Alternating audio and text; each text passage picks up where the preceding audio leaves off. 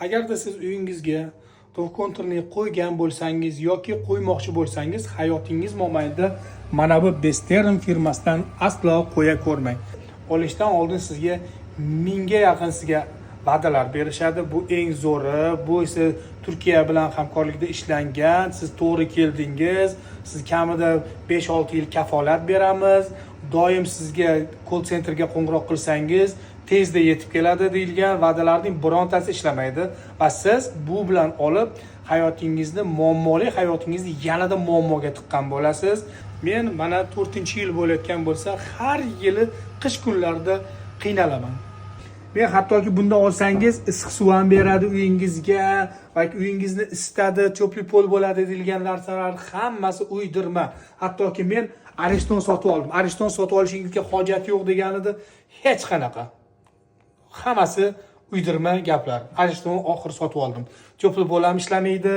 O'sha uyingizni ham iliqqina bo'lib turadi. Shu iliqqinasi mana 46 gradus bo'ladi.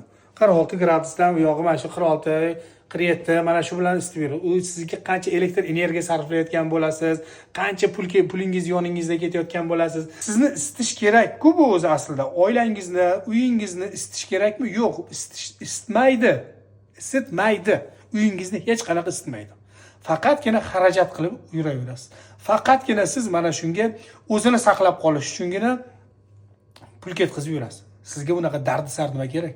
Shaxsan men hayotimda eng katta qilgan xatoyim mana shu firmadan olganim. Mana 38 mana shu gradus bilan turaveradi. 38, 40, 45, 46 mana shu bilan borib o'tib ketaveradi. Bundan yo'q o'tmaydi. Shu turbalarni ushlab ko'rasizmi? Iliqqina bo'lib turaveradi.